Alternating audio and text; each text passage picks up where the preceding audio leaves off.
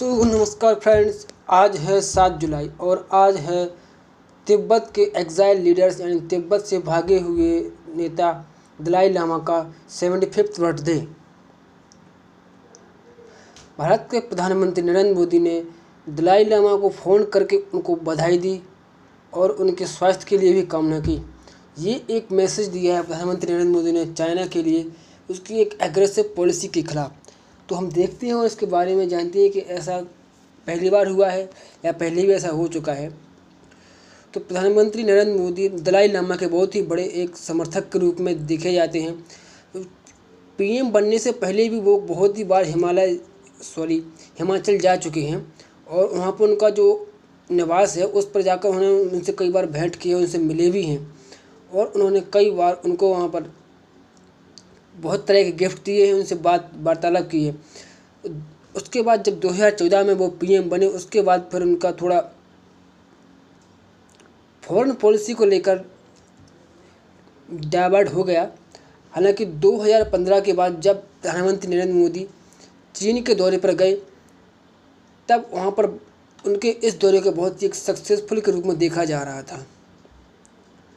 लेकिन वहाँ पर बहुत सारे भारत और चाइना के बीच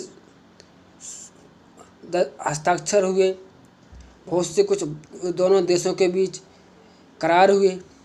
जब इन सब बातों के बीच जब प्रधानमंत्री जब वापस आए इंडिया, तो कुछ समय बाद पर उनके लिए चाइना ने बहुत ही सीक्रेटली तरीके से एक मैसेज दिया कि वो दलाई लामा से जो भारत दलाई लामा को जिस तरह से ट्रीट करता है उससे वो खुश नहीं है और चाइना दलाई लामा को एक सेपरेटिस्ट के रूप में देखता है जो उनके देश को तोड़ना चाहते हैं।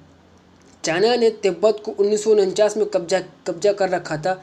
उसने वहाँ पर अपनी सेना भेजकर उस पर कब्जा कर लिया था और उसके बाद से वो उस पर कब्जा किए हुए हैं।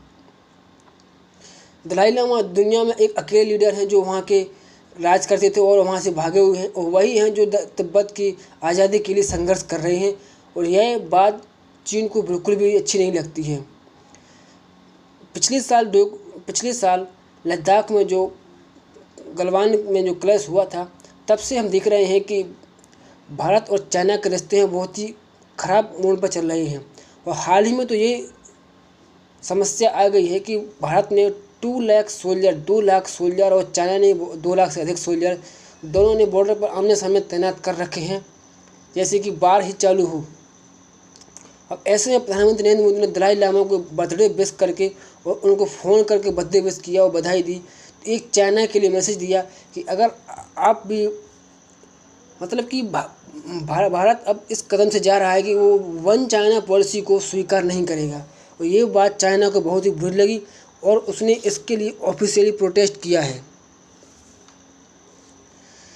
तो मैं तो यही बात करूँगा कि देखिए, इस प्रकार उन्होंने ट्वीट करके जानकारी भी दी कि spoke on phone to his holiness the Dalai Lama to convey greetings on his 86th birthday.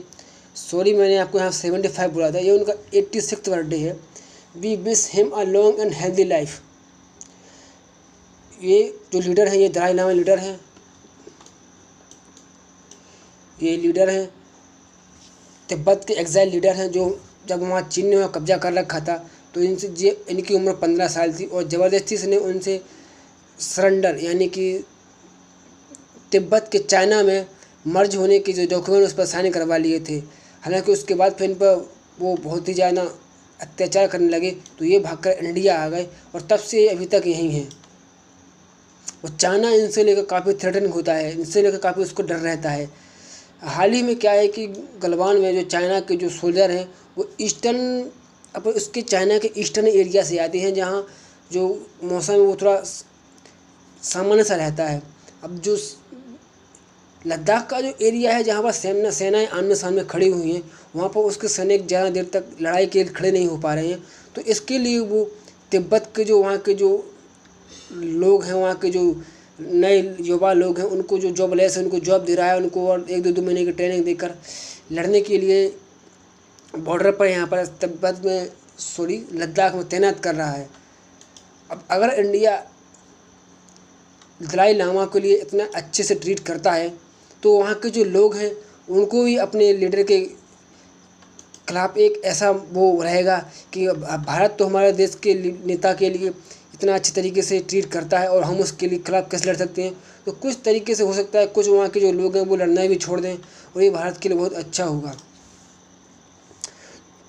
देखिए क्या है कि जब पिछली बार 2015 से पहले जब दलाई लामा अरुणाचल प्रदेश के दौरे पर गए थे तो उस समय जो है कि जो चाइना ने इसको लेकर बहुत ज़्यादा प्रोटेस्ट किया था, उसने कड़े शब्दों में भारत से इसका अपना विरोध जताया था। तो उसके बाद आप देखेंगे कि वो उससे पहले भी 6-7 बार अरुणाचल प्रदेश जा चुके हैं, लेकिन उसने कभी भी इस तरह से विरोध नहीं जताया। मतलब कि एक तरह से वो भारत को दिखाना चाहता था कि हम सुप्रीम हैं और अगर हमारे खिलाफ आप जाओगे तो हम कुछ भी कर सकते हैं। और जिसके बाद जैसे ही जब दलाई लामा वापस अरुणाचल प्रदेश से आए तो उस कुछ ही महीनों बाद अरुणाचल प्रदेश में जो डोकलाम है वहाँ पर जो क्रैश शुरू हो गया था, आपने सुना ही होगा न्यूज़ में। तो मतलब ये एक तरह का जो चाइना है वो इंडिया को अपने बहुत ही बड़े एनिमी के रूप में देखता है।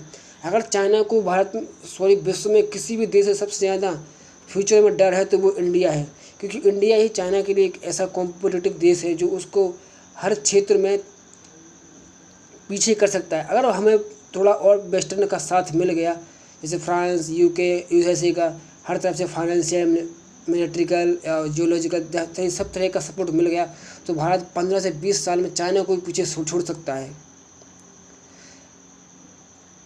तो चाइना के लिए बहुत ही बड़ी समस्या है कि ये दलाई लामा वहाँ के बहुत बड़े लीडर हैं। अब इसके बाद भारत ने ये सही किया गलत किया, आप इसको कमेंट करके ज़रूर बताइएगा। अब प्रधानमंत्री ने ये सब किया है तो अच्छा ही किया होगा। आपको इसके बारे में क्या राय है, हमें अपने कमेंट में लिखकर ज़रूर बताएं। Thank you.